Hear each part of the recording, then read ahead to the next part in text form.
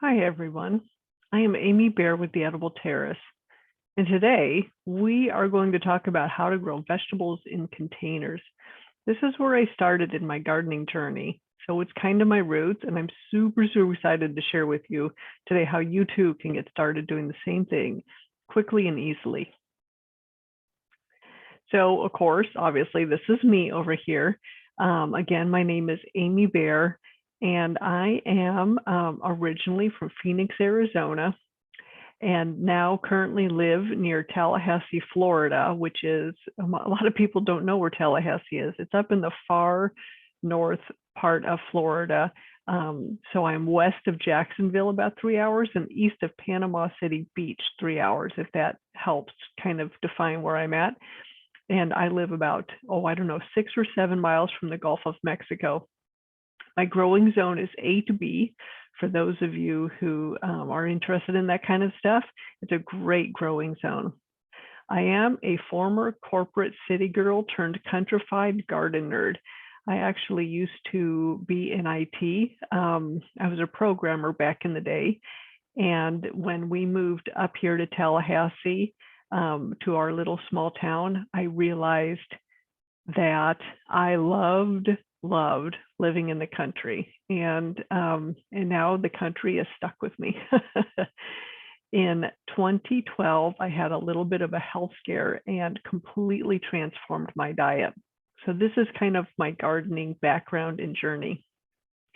So 2012, I started to have some challenges, not challenges, overwhelming challenges with fatigue. I could barely function. Taking a shower tired me out. I could no longer work a full 8-hour day within, say the first couple of hours of work.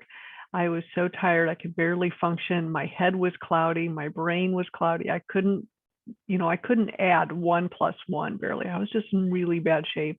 And then my skin kind of started to turn this gray shade, and it scared me to death. So I started doing what we all do now and started my armchair Google research. And I quickly realized it was my diet.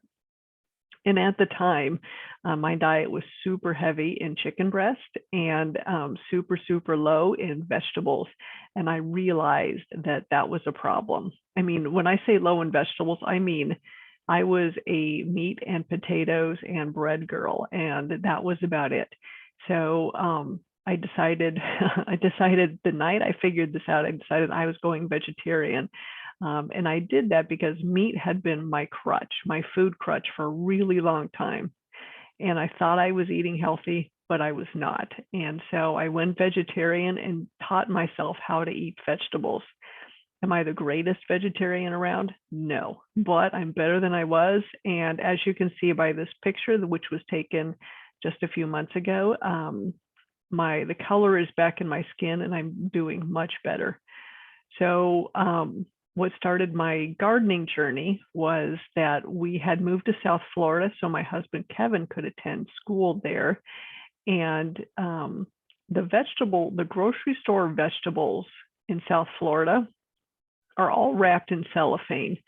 And the ones that were out loose were soggy and very unappetizing looking. And I thought, well, if this is what I'm stuck with, then I need to find an alternative. And that's what kind of started me on the road to growing my own vegetables. So we started here. I started gardening here when I lived in Key Largo. And we were in a rental, so I had to start on my deck. And so I started by growing my salad leaves because I was and am a huge salad eater, especially at lunch. I will make an enormous bowl of salad. You really can get full if you eat enough lettuce. So I started there. And then when we moved to the house up here in Tallahassee a couple of years later, I immediately put in my greenhouse. And the first thing I did was bought these on my right-hand side of the screen. Hopefully you can see my mouse move. On the right-hand side of my screen, I bought 2 of these Tractor Supply feeders. And in reality, they're waterers, so they didn't actually have drainage holes. So we had to drill a bunch of drainage holes in these. but I have used these every year since I moved up there to grow my lettuces. So my gourmet lettuces, my Swiss chard, my kale, all have been growing in there, and that is where I source my lettuce from now. And then in the back of the greenhouse is my herb garden. So I have some rosemary back there, and this is cilantro or parsley, and then cilantro. This is parsley over here. This is probably cilantro right here. So I have a ton of herbs growing back there too. And then on the left-hand side, because this pic was just taken, here are my seedlings. I was waiting at the time. I took this picture last month in March. I was waiting for my frost date to turn so I could plant them in my raised bed, which you can kind of see in the back here. My new raised bed. I'll talk about that a little bit more shortly. So what are the benefits of growing your vegetables in pots? Well, first, they're actually much easier to manage than having, say, a bed in the ground or a raised bed. Heck, they're even easier to manage than my Tractor Supply because we can shift them around based on the season. So for example, I grow basically all of my sweet peppers, my bell peppers, in containers. And the beauty in that is that, of course, bell peppers don't do frost well. And so when frost season hits for us, which is around the end of November, I move my bell peppers into the greenhouse and let them just hang out there for the winter. And then like actually just a couple of weeks ago, I pulled them out of the greenhouse and I put them outside. And I actually already have a couple of bell peppers growing for me because I kept those peppers alive throughout the winter and didn't have to reseed or regrow them. Your vegetables can go with you if you move. So let me show you this. Back here, you can see this palm. That is an apple banana palm in a container. I brought that baby with me to Tallahassee because I had to have my apple banana palm. And actually, I brought a ton of containers with me. All of these I brought with me. So this is, I think these are herbs in here. I'm not sure. They could be flowers too. But I brought all these containers with me. And then over the years, those containers have served many, many purposes. Anything from growing, my husband planted flowers in them this season because I built this huge new raised bed as a result of COVID in the backyard of our house, and we're just on a double lot, so we live in a neighborhood just like most other people do too, you know. So I too am limited on space. I don't have all this acreage to grow stuff, and so the beauty of the vegetables, of growing my veggies in pots, is that I can shift them around as I need. Then, of course, another beauty is no weeding. That's really nice. It is. I love not having to weed because as it is, the raised bed I put in, I was going out, you know, I'm going out there once a week at least and having to weed that because the grass seeds get in there. And then less pest issues. So take note, I specifically said less pest issues because we do still have issues with pests in containers. It's just they're not as prevalent. So those big pests like deer, which I do get in my yard, and rabbits and gophers, I have no issues with them in my containers. It's, you know, for me in my containers, it's more like the tomato hornworms are a problem. And then we have these gargantuan grasshoppers. I think they're grasshoppers called Georgia thumpers up here.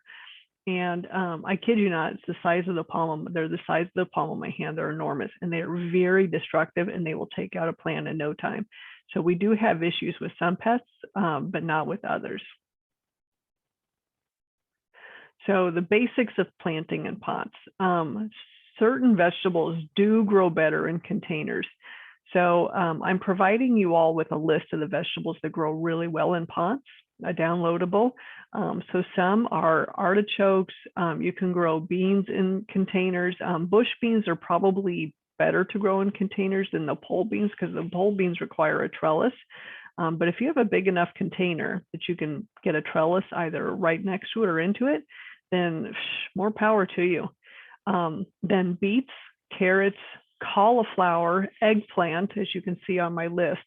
I have very successfully grown all of my lettuces in containers for years. And actually this year, because my poor daughter, who is stuck in an apartment or a townhome up in Indianapolis, she's going to start growing some lettuce in some containers as well. So it's kind of fun. Onions and potatoes. I grew potatoes for a couple of years in this enormous kind of faux half whiskey barrel. It's a huge whiskey barrel pot that I picked up, to be honest, from the dollar store, one of the dollar stores. And so I have been growing potatoes, had been growing potatoes in that for a couple of years. And it's only literally this season, 6 days ago, that I put potatoes in the new raised bed. Radishes, summer squash can also be grown in pots, and tomatoes and turnips. And actually, tomatoes do really well in containers. So that's a really cool one to know too, especially for you, those of you who like your tomato varieties. You can grow your Roma tomatoes to make your sauces, or the little cherry tomatoes for your salads, whatever. And then to some of the fruit you can actually grow in pots too are apples, because they have smaller apple trees. So you can find a smaller apple tree. Same with peaches and nectarines. They have dwarf peach and nectarine trees. Of course, bananas, because you saw my banana plant. And then blueberries and strawberries can also be grown in containers really well. In terms of right here on the right-hand side of the screen, you can see my lettuce bed.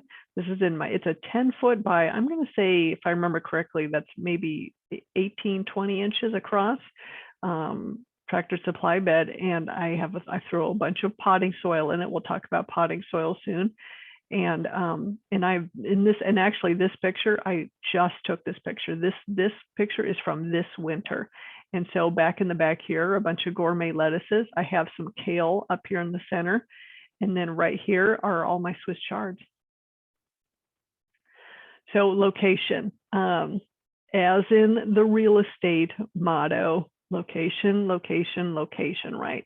The vegetables also will thrive if you choose the right location. So vegetables, and you'll hear this throughout the course of the weekend from this summit, but vegetables need about 6 to 8 hours of sunlight every day if you want them to do really well. And so if you can find a south facing spot, that's the best. And this is assuming that you're in the northern hemisphere with me. If you're in the southern hemisphere, then you want a north facing spot, right? And then before you get crazy and start, throwing a bunch of pots out, and then I would say get crazy, do your pots, and then keep an eye on how much sun your chosen locations get during the day. Because they need that sunlight in order to really grow. And so the beauty, of course, in pots is that maybe for you, and it was like this for me in Key Largo, that deck that I showed you was west facing. So in the morning, it was great, right? No, sorry, it was east facing. So in the morning, it was amazing. The sunlight come in, got all the sunlight.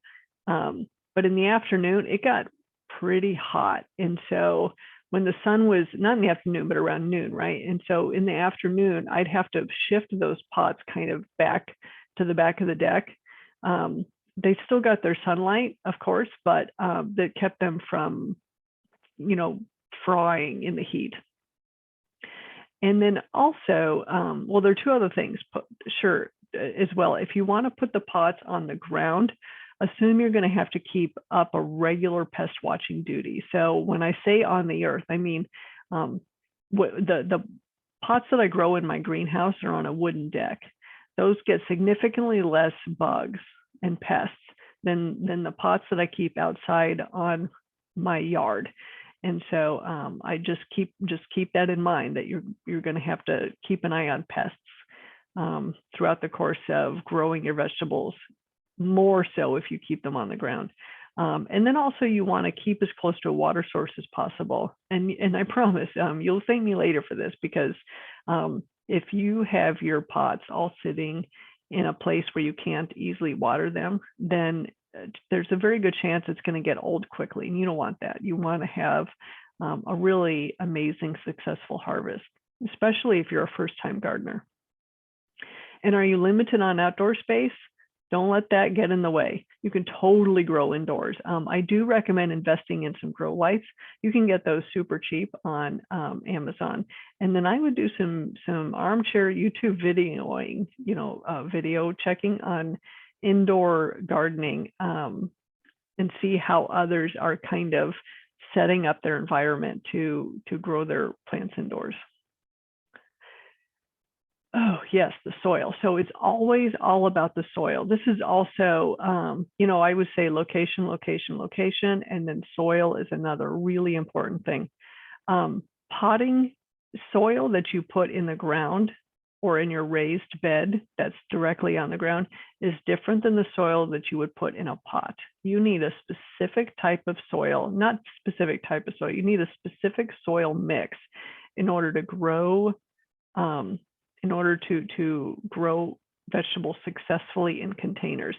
And the big thing is that you want this potting soil to have perlite in it and then sphagnum peat. But the big thing with the perlite is that the perlite keeps your soil light and fluffy, which helps the oxygen continue to flow throughout your pot. And what you don't want to do is get a regular soil that's not a potting soil that doesn't have the perlite in it, because what happens is it condenses itself super tight down into the pot, and then your roots of your veggies can't grow down there because they become so compact that it doesn't give your veggies can't make it through that super compact soil. So it's really important. And then a good soil will clearly have perlite totally throughout. And since they look like little pieces of white rocks or little pieces of popcorn, they're not too hard to miss. You can't miss that at all. You can, though, make your own potting mix. And so if you wanted to, you could, and this is actually kind of a cool, fun thing. You could mix a bag of compost and a bag of your just planting mix, and make sure that the planting mix has peat in it. And if you have just, say you have just soil at your house that doesn't have the perlite in it, then just buy a bag of perlite and very, very generously mix that perlite into your potting mix. And that will actually, and I've done that for years, it works. In fact, when I first started gardening, I didn't understand that there was a potting mix for containers. So I bought just the regular soil they had. I also bought soil that had no fertilizer in it because I just didn't know better. And so messed that up hugely the first time around. So anyway, this is, keep in mind that you want a potting mix. And actually, if you buy an organic potting mix that already has fertilizer in it, then you're pretty well covered for the entire first year of your growing season. And then after that, you'll want to add fertilizer to the existing soil, because your plants will suck up that fertilizer, and they kind of drain the soil of the fertilizer. And so you always want to, it's like, we need to keep eating our meals, right? If we don't eat, then we're just, we get starved and hungry. Same thing with the plants. Container choices. So this is actually kind of a fun part, thinking up, fun containers, or what do you have around the house that you could use to put your new veggie seeds in, or seedlings if you decide to go buy seedlings. So there are things that you have to think about. Does it have good drainage? And so that Tractor Supply bed I showed you, we ended up drilling holes. We bought a special drill bit, or we had a special drill bit, and we ended up drilling holes that are, I don't know, maybe half-inch round into the bottom of that Tractor Supply bed, all up and down. And that's really important because they need to have the drainage. Otherwise, your pot is going to get super waterlogged and super water soaked. And then another thing to think about is, will the material leach into your vegetables? This is also a really big deal. So what comes to mind immediately for me are tires. People like to use old tires to grow things in, which I can totally see. But keep in mind that those tires also drove over asphalt, drove over oil. You have no idea where those tires have been. And so you're soaking those tires with a bunch of water, and then what leaches out of those tires kind of gets sucked into your vegetables. So that's really important to keep in mind. This is a big deal too. Same with pre-treated wood. I know that there are some mixed discussions about pre-treated wood, but a lot of pre-treated wood has chemicals in it that as they get watered, then those materials come off the wood and get sucked into your vegetables. And so, what you're trying to eat super healthy, right? But so we don't want all those icky poisons getting into your food. And then think about also, can you go vertical or hanging? So in the slide, you can see I included this kind of fun vertical garden. Looks like a vertical herb garden. So with maybe some succulents down here too. So anyway, so that's kind of a fun idea in terms of being creative. So if you don't have a ton of ground space, what can you put on a wall? What can you hang from a ceiling? There are some tomatoes. I can't remember the name of the variety, but it's a Tom, something about Tom, Tom. But those tomatoes are specifically made, they're little cherry tomatoes, are specifically made to be hung from a pot. So you have some kind of fun, creative alternatives if you don't have a ton of ground space.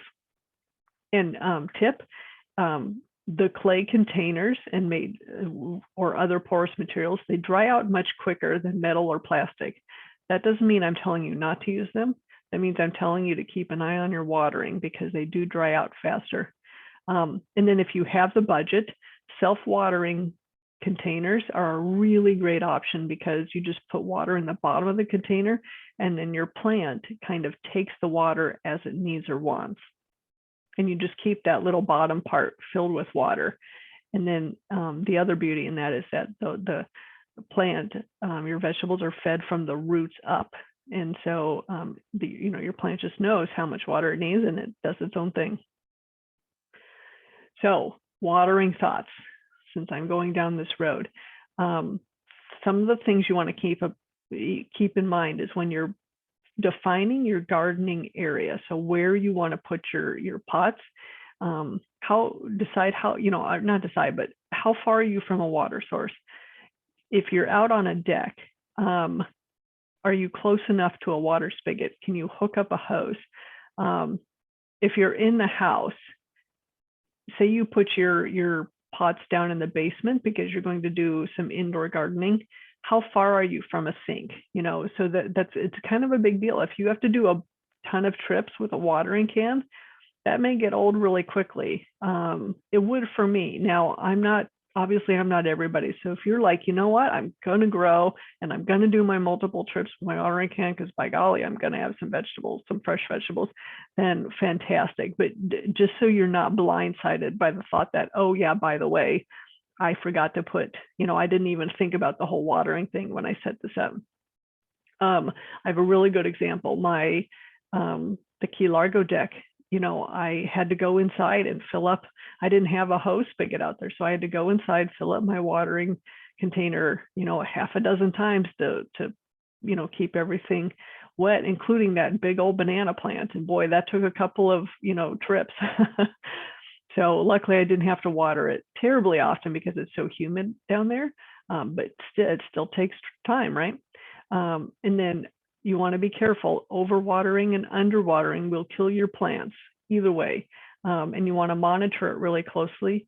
You're most likely to overwater than you are to underwater because we can see really clearly when we're underwatering because the top of the soil starts to look dry and gray. You want to dip your finger in there and into the soil and see if it feels dry, say down to your knuckle, then it might be time to water. But be careful. It's a tough kind of a call, and it takes a couple of years of experience to know whether just because the top looks dry doesn't necessarily mean the bottom is dry. For the first several years, I used a super inexpensive water meter on Amazon. So if you go to Amazon, you type in plant moisture, it's plant moisture sensor, then you'll see they're like $10. And so I would totally recommend you invest in one of those. because it will save you a lot of pain and suffering. I've killed many a plant from overwatering. Oh, and then of course, it's very easy to overwater in a container too, right? So if I had done a better job earlier in understanding the importance of making sure that I had a ton of drainage, I might not have killed so many plants because I had the drainage set up right. So I mentioned the Tractor Supply bed. We had drilled a bunch of holes in there. So make sure, if you're going to go put, your herbs in a teapot, for example, and obviously we can't drill a hole in a teapot, but just keep in mind that the drainage thing is really important. Okay, how can you get started quickly? The beauty of growing vegetables in pots is you can literally start any time of year because you could start them indoors, or maybe you have, a little spot on your front deck that's super tucked away from the elements. And so it doesn't get really cold there, nor does it get really hot there. So, you could say shift your vegetable pots out in the middle of the day when it's warm, and then you pull them back, later in the day when it starts to get cold. It's kind of cool with the pots. So, are you already thinking about buckets or containers that you have lying around the house that could be upcycled into a new, vegetable holder? So one of the things that a lot of people like to do is they like to use 5-gallon buckets to grow their vegetables in. So carrots are a good one. Even some potatoes, you want to be careful because potatoes are spreaders. And so if you want potatoes that are, beyond an inch in size, you don't want to put too many in that 5-gallon bucket. But think about it. Look around the house, brainstorm. I'm looking out my window right now. I have a wheelbarrow out there that, I use it pretty much daily, but if I wasn't using it, it'd make it great. It'd make it fantastic, actually. I could do my potatoes in there. Heck, I could do tomatoes, my bell peppers in there, whatever. So just kind of look around the house, get creative. What do you have? And then you want to add your potting soil, make sure it has the perlite in it. And then you want fertilizer. So some kind of an organic. Remember, organic is so important. So you want some kind of a fertilizer in there. I like to use mushroom compost. I have a friend who swears by worm castings, which is worm poop, but he swears that worm castings are totally the way to go as a good fertilizer. And I know other people who use, cow manure. So, and I do know people who swear by actually rabbit manure. So those are all things that you can use as a very nice organic fertilizer to keep your veggies fed. And then, so you throw your seeds, your soil in, throw some seeds in, give it a really good water, and put that pot in a sunny spot. So I want to thank you for hanging with me this entire presentation. I hope that you got a ton out of it and that it has enthused you to get started gardening. This is a super, super easy way to start growing your vegetables. So having said that, if you are totally new to vegetable gardening and you're like I was back in the day and you want to get started, you just don't know where to start. I just launched my step-by-step vegetable gardening course for beginners. And the beauty in this course is that I took everything that I had to figure out on my own that were all in these various disparate websites and books, and I threw them all into this course. So I missed absolutely nothing. You won't have to go anyplace else to figure out how to grow your vegetables except to this course. So I provide everything to you. And then the other thing is that I also created a private closed Facebook group where we can safely ask our newbie questions in a really safe, positive environment. I have noticed over the years that there are a lot of Facebook groups, especially the public ones, they get pretty snarky. And the people don't seem to have any tolerance for the people who come in who are just starting out from scratch. And to be honest, I hate that. I just, it's like these people have forgotten what it was like to start new. And so I've provided this Facebook group so you can ask the most basic questions and tell me where you're confused, where you're stuck, so we can work through together to getting you your seeds in the ground. And or I say seeds in the ground, and so for this course it'd be to get seeds in your pot and ensure you have a super strong first harvest this season.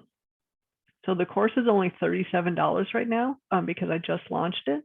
I'd love to have you in the group with me. I'd love to have you in the course with me, so we can learn together how to start growing your vegetable garden. I want to thank you so much for joining me today. I truly hope you enjoyed the seminar, and you got something out of this. Gardening changed my life, literally.